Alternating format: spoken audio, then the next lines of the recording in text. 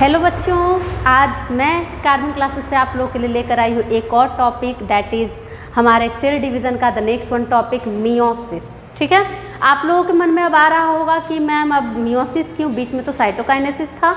तो yes, cytokinesis था, मैं वो जानती हूँ कि साइटोकाइनेसिस था, बट वो है क्या, सेल डिवीज़न। क्या है वो एक्चुअली में जो सेल जब डिवाइड हो जाता है वो कंप्लीट प्रोसेस है। ओके, लास्ट वर्क वो है जब हमारा सेल कंप्लीटली डिवाइड हो जाएगा। अभी तक हमारा सारा वर्क कंप्लीट हो रहा था उसका। ओके, तो न्यूक्लियर डिवीज़न हो चुका था, सेल डिवाइड होने का समय आ गया था, बट हम लोग अभी वहाँ पे नहीं जाएंगे। क्यों नहीं जाएंगे, उसका भी कारण है, क्योंकि मैं चाहती हूँ कि आप लोगों को बहुत अच्छे से टॉपिक समझ में आए। मैं दोनों को कंबाइंड रूप से आप लोगों को समझाना चाहती हूँ, माइटोसिस एंड मियोसिस का सेल डिवीज़न में क्या डिफरेंस होता है। ओके, तो मैं वही काम कर रही हूँ। अभी तक हम लोग जो कर चुके हैं, प्रिपरेशन स्टेज कर चुके हैं, डिविजनल स्टेज कर चुके हैं अबाउट माइटोसिस।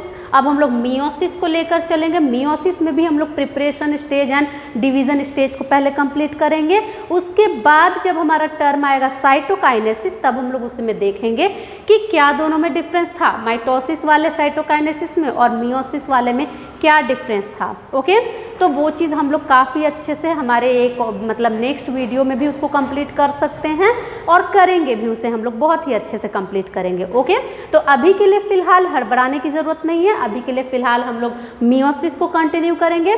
मियोसिस प्रोसेस जो कि वेरी वेरी इंपॉर्टेंट प्रोसेस है। मियोसिस से सबसे ज़्यादा नंबर ऑफ क्वेश्चंस हमारे एग्जाम्स में पूछे जाते हैं। ओके, तो मियोसिस को लेकर के सबसे पहले मैं आप लोगों को बताना चाहूँगी कि मियोसिस हमारे एनसीईआरटी जो बुक है क्लास 11th का biology, NCERT book page number 167 में ये काफ़ी अच्छे से डिफाइन किया गया है, the meiosis process. What is meiosis process, मैं आज इसी टॉपिक को अच्छे से डिफाइन आप लोगों को करके दिखाऊंगी। ओके, हर एक लाइन मैं इसका कंप्लीट करना चाहूँगी, क्योंकि इसके लगभग हर पॉइंट से क्वेश्चंस बनते हैं।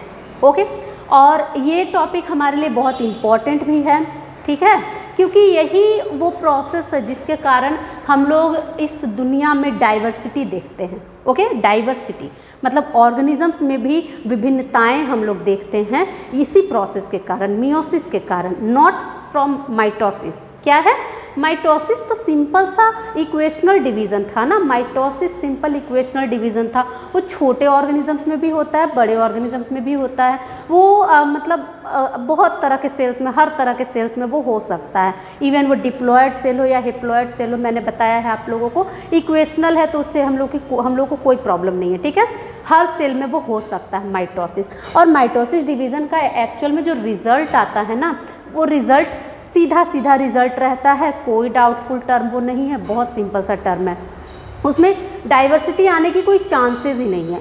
जो सेल डिवाइड किया वो सेल वैसा का वैसा ही बेबीज प्रोड्यूस कर देता है। ओके, जो भी डॉटर सेल्स बनते हैं वो सेम एज मदर सेल उसमें होता है, ये मैंने आप लोगों को पहले भी बता दिया है।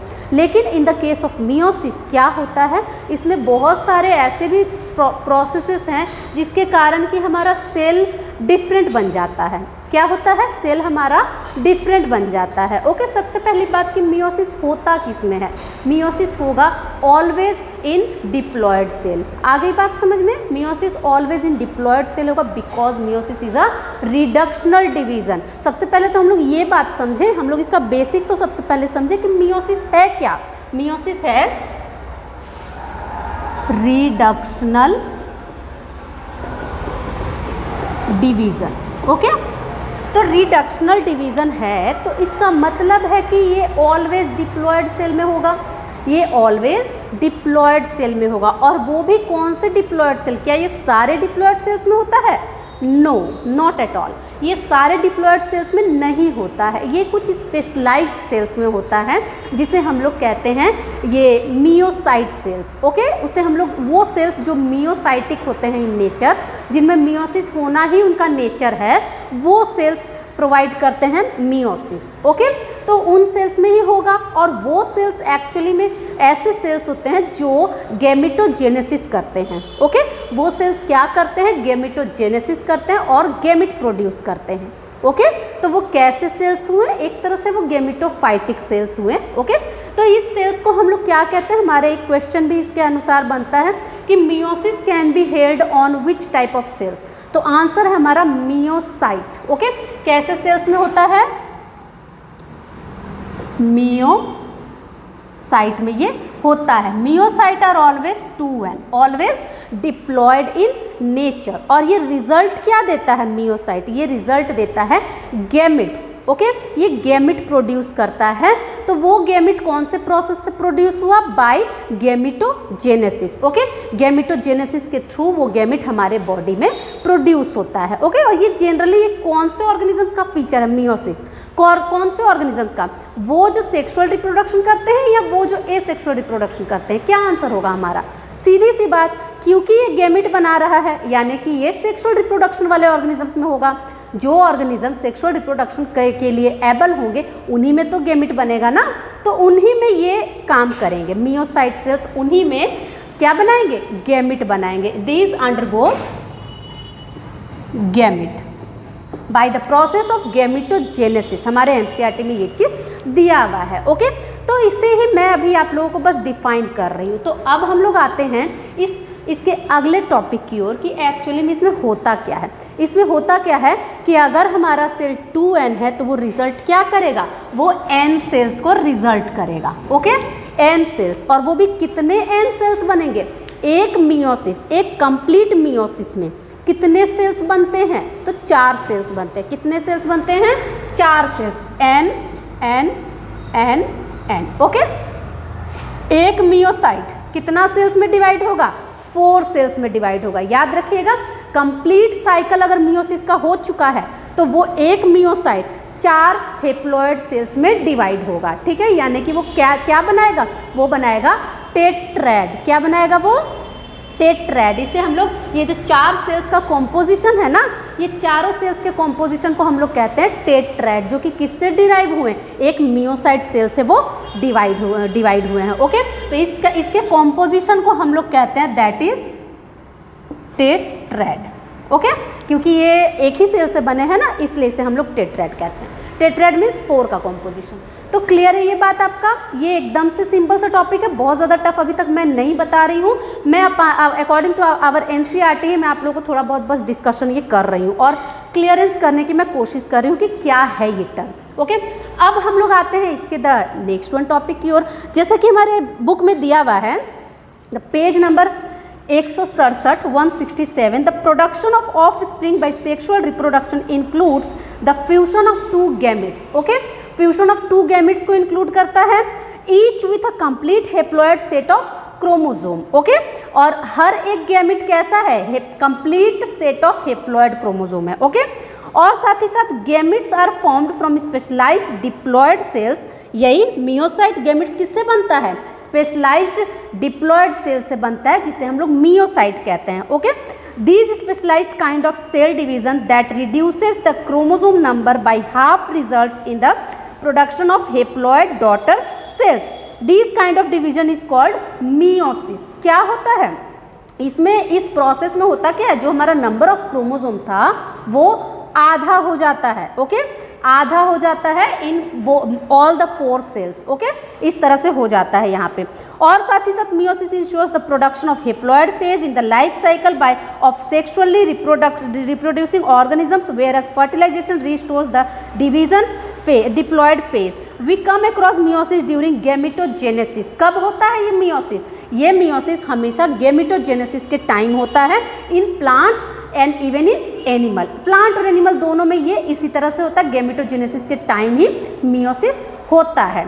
Okay, this leads to the formation of haploid gametes. The key features of meiosis are as follows. तो क्या मैंने बताया आप लोगों को, जो चीज़ें मैंने आपको अभी अभी बताई, जस्ट वही थिंग्स हमारे एनसीईआरटी में दिया हुआ है। ओके, अब नेक्स्टली हम लोग क्या करेंगे, अब हम लोग इस मियोसिस का फेजेस भी तो देखते हैं कि क्या होगा ये टर्म। ओके, ये है क्या, देखिए इस मियोसिस के थ्रू भी अगर सेल हमारा डिवाइड करता है तो इसमें भी हमारा दो फेजेस इंक्लूड होता है। एक इंटरफेज, जिसमें कौन कौन से फेजेस आए थे हमारे, that is G1 phase, then S phase, then G2 phase. Okay, ये सबसे वो अंडरगोज होगा। ओके, यानी कि इसमें भी डीएनए रेप्लिकेशन होगा, ठीक है, सेल प्रिपरेशन होगा, सब कुछ होगा इसमें भी। जस्ट लाइक माइटोसिस, जैसे कि हम लोगों ने माइटोसिस वाले टर्म में किया था, जो कि हम लोगों ने इंटरफेज स्टेज कंप्लीट किया था उसमें, उसी तरह से इसमें भी इंटरफेज स्टेज कंप्लीट होगा। ये स्टेज कौन सा स्टेज है? That is interphase. ओके, तो कहा क्या जाता है कि इसमें भी same to same interphase process होता है। इसमें भी आपका जो एन वैल्यू और सी वैल्यू वाला टॉपिक मैंने आप लोग को लास्ट टाइम बताया था, उससे आप लोग रिकॉल करके देख लीजिएगा। वो एन वैल्यू और सी वैल्यू का टॉपिक आपको इसमें भी मिलेगा, बट इन दिस केस यहाँ पे आपका सेल कैसा सेल है? यहाँ पे आपका सेल ऑलवेज डिप्लॉयड सेल है। Okay, diploid cell 2n cell है आपका, और 2n सेल का प्लॉयडी क्या रहता है? उसमें आपका नंबर ऑफ क्रोमोसोम मतलब अगर n है तो n ही रहेगा, और नंबर ऑफ जो भी c वैल्यू जो मैंने आप लोगों को बताया था वो c है, तो c ही रहेगा। यहाँ पे आपका c रहेगा, और वही s फेज में जाते जाते s फेज के बाद क्या हो जाएगा? वहाँ पे नंबर ऑफ क्रोमोसोम आपका सेम रह जाएगा, but c value that is c value यानी कि जो डीएनए रेप्लिकेशन हो गया, यानी कि वहाँ पे वो आपका डबल हो जाएगा। ओके, जो मैंने आपको माइटोसिस में बताया था जस्ट वही थिंग यहाँ पर भी है, मैं उसे डिस्कस यहाँ ज़्यादा नहीं कर रही हूँ। ओके, तो ये चीज़ तो हमारा सेम टू सेम हुआ। अब जब ये आगे अंडरगो करेगा तो आगे का टर्म हमारा थोड़ा सा चेंज हो जाएगा। क्या हो जाएगा? सो देखिए, अब ये अंडरगो करेगा मियोसिस, तो ये मियोसिस जैसा कि मैंने आपको बताया रिडक्शनल डिवीज़न है, ये मेनली करके रिडक्शनल है, बट इसमें भी 2 फेजेस कंप्लीट होते हैं। ओके, इसमें भी 2 फेजेस, 2 स्टेजेस के बाद ये ये क्या कह सकते हैं, साइटोकाइनेसिस में जाता है। ओके, इसका जो कैरियोकाइनेसिस है, इसका जो कैरियोकाइनेसिस अभी हम लोग करेंगे, इसका जो कैरियोकाइनेसिस है ये 2 स्टेजेस में कंप्लीट होगा। ओके, 2 स्टेजेस में, ध्यान दीजिएगा। इसमें एक स्टेज हमारा हो जाएगा meiosis 1 and the other one is called meiosis 2। Okay, meiosis 2। Then इसके बाद ये आगे अंडरगो करता है द साइटोकाइनेसिस यानी कि सेल डिवीजन। तो सेल्यूलर मतलब क्या कह सकते हैं, साइटोप्लाज्मिक डिवीजन। ओके, कैरियोकाइनेसिस मैंने पहले भी आपको बताया है कि ये न्यूक्लियर डिवीजन, एंड साइटोकाइनेसिस मैंने पहले भी बताया है प्रोटोप्लाज्मिक या साइटोप्लाज्मिक डिवीजन। ओके, तो यहाँ पे आपको दिखाई दे रहा है कि ये थोड़ा सा लंबा हो गया, टर्म हमारा हो गया ना लंबा, क्योंकि हमारा कैरियोकाइनेसिस 2 भागों में बढ़ चुका। पहला भाग कंप्लीट होगा तभी दूसरा भाग आगे चलेगा। ओके, समझ में आया बात? तो पहला भाग जो है, पहला भाग हम लोग कहते हैं कि ये जो है ये रिडक्शनल होता है। पहला भाग कैसा होता है? पहला भाग रिडक्शनल होता है। इसमें आपका न्यूक्लियस जो होता है वो रिड्यूस हो जाता है। ओके, इसमें जो आपका न्यूक्लियस है, पहला भाग जो है उसे हम लोग रिडक्शनल डिवीज़न कहते हैं, और दूसरा भाग जो है उसे हम लोग इक्वेशनल डिवीज़न कहते हैं। ओके, ये जो मियोसिस 1 है यही मेन मियोसिस है, यही वो मेन मियोसिस है जो रिडक्शनल कहलाएगा, रिडक्शनल। ओके, और जो मियोसिस 2 है वो इक्वेशनल कहलाएगा। ओके, तो इक्वेशनल यानी जस्ट लाइक माइटोसिस, जो हमने माइटोसिस में किया था वही यहाँ पर होगा। ओके, मियोसिस 2 में जो माइटोसिस में होता है वही काम यहाँ अंडरगोज होता है, कुछ भी चेंज नहीं होता है, बस थोड़ा बहुत का डिफरेंस है, वो मैं आप लोगों को डिस्कस कर दूंगी। लेकिन फिलहाल हमारा जो मेन टॉपिक है वो है द मियोसिस 1, जो कि एक ब्रॉड सेंस है जिससे कि मैक्सिमम नंबर ऑफ क्वेश्चंस हमारे बनते हैं। ओके, मियोसिस 1 आगे चल के फर्दर डिवाइड करता है जस्ट लाइक माइटोसिस। क्या क्या था हमारा? प्रोफेज, मेटाफेज, एनाफेज, टीलोफेज, इसमें भी है, बट इसका जो प्रोफेज है वो काफ़ी लंबे समय का होता है। ओके, वो काफ़ी लंबे समय का होता है, वो अपने आप में 5 फेजेस में डिवाइडेड होता है। ओके, वो अपने आप में 5 फेजेस में डिवाइडेड होता है हमारा प्रोफेज। तो क्या है, पहले हम लोग स्लाइड बना लें। ओके, तो देखिए, meiosis 1 is further divided in prophase, number 2 metaphase, number 3 anaphase, number 4 telophase. Okay, same है, बट प्रोफेज जो कि लॉन्गेस्ट स्टेज है, ये कौन सा है, लॉन्गेस्ट, ये लॉन्गेस्ट स्टेज है जिसमें अलग से 5 अपना फेजेस होता है, जो कि मेन टर्म है जिसके कारण हमारा मियोसिस, जो कि जिसका मियोसिस का जो सिग्निफिकेंस है, जो मेन बात ही हम लोग कहते हैं कि वेराइटीज ऑफ ऑर्गेनिजम्स किसके कारण होता है, तो मियोसिस के कारण होता है। ओके, मियोसिस ही वो प्रोसेस है जो organism to organism varieties create करते हैं। ओके, तो वो वेराइटीज कौन से फेज के कारण आता है, that is for prophase. Okay, from prophase, prophase में जो 5 फेजेस हमारे आते हैं, दैट इज सबसे फर्स्टली हमारा आता है number one that is the leptotene. Okay, leptotene. Number 2 zygotene. Number 3 that is pachytene. Number 4 diplotene. Number 4 diplotin, and the number 5 dikinases. Dikinase.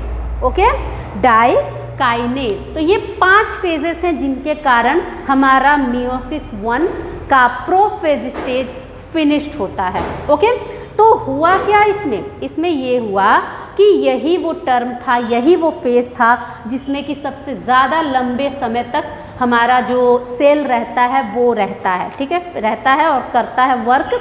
और आफ्टर दैट वो क्या करता है, उसमें कुछ ऐसी वेराइटीज़ आ जाती हैं जिनके कारण जो आगे का रिजल्ट निकलेगा, जो सेल बनेगा, वो सेल कुछ डिफरेंट बन जाता है। ओके, उस सेल में कुछ मतलब चेंजेस आ जाते हैं, अपने पेरेंट्स से कुछ डिफरेंट वो बन जाता है। ओके, और बाद में जब वो फ्यूज़ होगा, जब उसका फ्यूशन होगा, आखिर इसमें बन क्या रहा है, आपको मैंने पहले ही बताया, इस डिवीज़न के बाद यहाँ बनेगा क्या, गैमेट्स बनेगा। ठीक है, तो वो गैमेट्स जब फ्यूज़ करेंगे तो बेबीज़ का प्रोडक्शन भी तो डिफरेंट होगा ना, क्योंकि गैमेट्स का जो फीचर है वही थोड़ा डिफरेंट हो चुका है अपने पेरेंट्स से।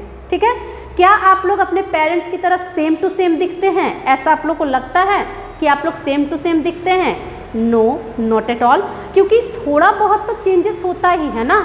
हाँ, ये अलग बात है कि देख के लोग अंदाज़ा लगा लेते हैं कि वो ज़रूर आपकी मम्मी होगी, वो आपकी बहन होगी, आपके भाई होंगे, अंदाज़ा लोग लगाते हैं, लेकिन क्या कंफर्म लोग कह सकते हैं कि हाँ आप उसी परिवार के हैं, आपकी बहन वही है, आपके भाई वही हैं? नो। हाँ, ये अलग बात है कि हंस देते हैं बाद में, मान लीजिए कि हमारा अंदाज़ा थोड़ा रॉन्ग निकल गया तो हम लोग हंस देंगे, हमने तो सोचा कि ऐसा होगा, ऐसे हम लोग थोड़ा सा हंस देते हैं, लेकिन ऐसा सही मतलब कंफर्म हम लोग नहीं बता सकते हैं कि हाँ वो उसी के बच्चे हैं या उसी के भाई हैं, उसी के बहन हैं, इस तरह हम लोग नहीं कह सकते हैं। क्यों नहीं कह सकते?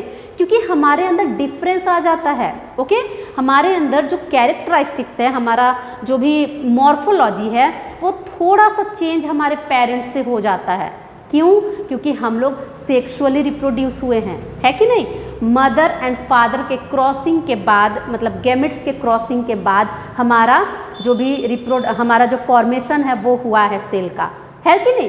तो जब वैसा हुआ तो मे बी गैमेट्स चेंज हो गए थे मियोसिस के कारण। ओके, गैमेट्स का जो कैरेक्टर था वो चेंज हो गया था, क्योंकि एक सेल कितना सारा गैमेट्स, 4 गैमेट्स बना रहा है, आपको पता है, एक मियोसाइट सेल 4 गैमेट बना रहा। अगर मेल के अंदर एक मियोसाइट ने 4 गैमेट बनाया, फीमेल के अंदर एक मियोसाइट ने 4 गैमेट बनाया, और चारों एक दूसरे से डिफरेंट हैं, तो वो चारों अगर फ्यूज होंगे, अगर फ्यूशन हुआ तो बेबीज भी तो डिफरेंट बनेंगे।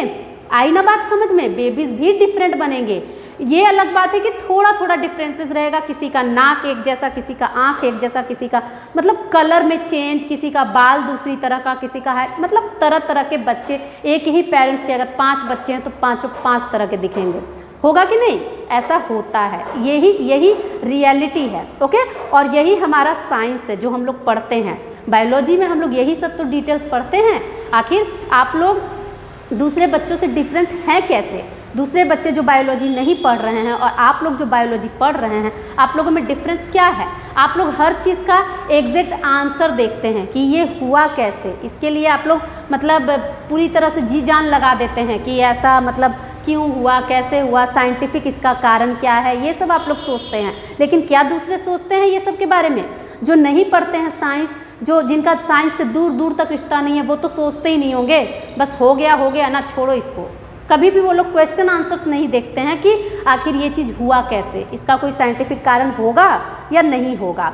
समझ में आया बात? तो इस तरह से हम लोग समझते हैं। तो देखिए हम लोग जिस टॉपिक पर हैं, हम लोगों का टॉपिक है यही कि रिडक्शनल डिवीज़न जो मियोसिस 1 के कारण हुआ, यहाँ पे हमारा जो स्टेज चल रहा था, जो स्टेप्स मैं अभी बता रही थी आप लोगों को, इंटरफेस तो आपको समझ में आ ही गया। यहाँ पे क्या हुआ, बस हमारा सी वैल्यू चेंज हुआ। ओके, सी वैल्यू एस फेज में हमारा चेंज हो गया, मतलब हमारा डीएनए रिकॉम्बिनेशन हो गया। ओके, बाद में जब वो आगे कैरियोकाइनेसिस की ओर बढ़ा तो कैरियोकाइनेसिस में भी 2 स्टेजेस हो गए, मियोसिस 1 एंड मियोसिस 2।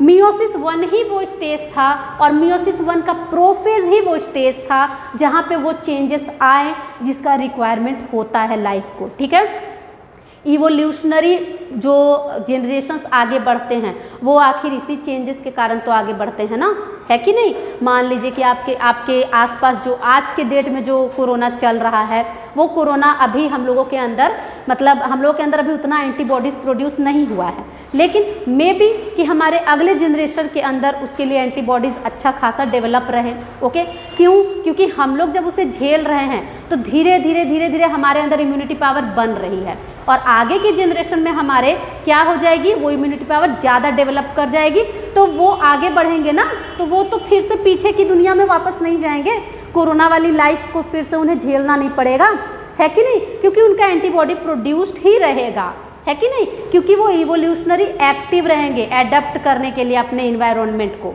है कि नहीं? एडेप्टिव उनके अंदर फीचर ऑलरेडी बना रहेगा, तो वो आगे आराम से जी पाएंगे, उनको फिर से उस लाइफ में जाना नहीं पड़ेगा। जो चीज़ें हम लोग झेल चुके हैं कोरोना को लेकर के, वो चीज़ें उन्हें नहीं झेलनी पड़ेंगी क्योंकि उनके अंदर ऑलरेडी सब कुछ बना हुआ रहेगा, है कि नहीं? और ये मतलब वेरिएबिलिटी आना ज़रूरी है, हर तरह का ऐसा वेरिएबिलिटी आना हमारे अंदर ज़रूरी है कि नहीं? तभी तो हम लोग आगे बढ़ेंगे, और क्या। तो देखिए जनरेशन बाई जनरेशन तभी हमारा विकास होता है, इवोल्यूशन होता है। ओके, तो ये है हमारा प्रोफेज स्टेज। प्रोफेज का 5 स्टेजेस, लिप्टोटिन, जाइगोटिन, पेकिटिन, डिप्लोटिन एंड डाइकाइनेस। इसमें हम लोग डिटेल्स करेंगे, इसका डिटेल्स हम लोग अपने नेक्स्ट लेक्चर में करेंगे। फिलहाल के लिए एक और टॉपिक जो मैं आप लोगों को बताना चाहती हूँ, जैसा कि हमारे एनसीईआरटी ने दिया है, वो ये है कि एक लाइन हमारा दिया हुआ है, meiosis involves 2 sequential cycles of nuclear and cell division called meiosis 1 and meiosis 2 but only a single cycle of DNA replication। इसका क्या मतलब है? देखिए मियोसिस जो है, मियोसिस प्रोसेस में जो मियोसिस से हम लोग अगर डिवीज़न कर रहे हैं, इसमें 2 बार न्यूक्लियर डिवीज़न हो रहा है। ओके, 2 बार, बट ये अंडरगो कर रहा है ओनली 1 डीएनए रिकॉम्बिनेशन। क्या कह रहा है? डीएनए क्या कह सकते हैं, रेप्लिकेशन। ये सिर्फ एक ही बार हो रहा है। इसका मतलब तो आप लोग को समझ में आ ही गया होगा। यहाँ अभी मैंने बताया कि डीएनए रेप्लिकेशन सिर्फ एक बार होगा, बट न्यूक्लियर डिवीजन देख रहे हैं आप लोग 2 बार होगा, एक बार मियोसिस 1 में होगा, एक बार मियोसिस 2 में होगा। तो इस कारण से जो हमारा न्यूक्लियस का कॉम्पोजिशन बनेगा, यहाँ पे जो हमारा सेल बनेगा मियोसिस 1 के बाद, यहाँ पे हो जाएगा 2 सेल्स। ओके, पहली बार डिवीजन हुआ, फिर दूसरी बार डिवीजन होगा, तो यहाँ का रिजल्ट हो जाएगा 4 सेल्स। आया समझ में? लेकिन अगर बात हम लोग कहें डीएनए की, तो डीएनए तो ओनली एक ही बार रेप्लिकेट हुआ ना, ओनली यहीं पर रेप्लिकेट हुआ डीएनए, तो इसलिए हमारा जो रिजल्ट होता है वो थोड़ा डिफरेंट रहता है। इसको जब हम लोग डिटेल करेंगे आप लोगों को अच्छे से समझ में आ जाएगा टॉपिक। ठीक है, नेक्स्ट इसमें दिया हुआ है, meiosis 1 is initiated after the parental chromosomes have replicated to produce identical sister chromatids at the S phase। क्या मैंने बताया? meiosis 1 कब आगे बढ़ता है? meiosis 1 तभी आगे बढ़ता है जब यहाँ का S phase DNA रेप्लिकेट कर देगा, मतलब एक क्रोमोसोम 2 सिस्टर क्रोमेटिड्स में बंट जाएंगे। ओके, तभी ये आगे अंडरगो करेगा। नेक्स्टली क्या बताया गया? Meiosis involves pairing of homologous chromosomes and recombination between non sister chromatids of homologous chromosomes. क्या बताया गया है कि हमेशा मियोसिस मियोसिस में क्या होता है, होमोलोगस क्रोमोसोम्स का पेयरिंग होता है। ओके, वो तो हम लोग करेंगे ही, वो तो हम लोग इन स्टेजेस में समझेंगे कि व्हाट आर होमोलोगस क्रोमोसोम्स और what are non sister chromatids and sister chromatids, वो सब हम लोग डिटेल्स करेंगे अपने नेक्स्ट वीडियो में। ओके, तो इस आज के लिए बस इतना ही रहने देती हूँ मैं। अगर आप लोगों को वीडियो पसंद आए तो please like share and subscribe करते रहिएगा और हमारे वीडियो को जितना ज़्यादा हो सके फॉरवर्ड करते रहिए ताकि बहुतों को बेनिफिट हो सके। Okay, thank you.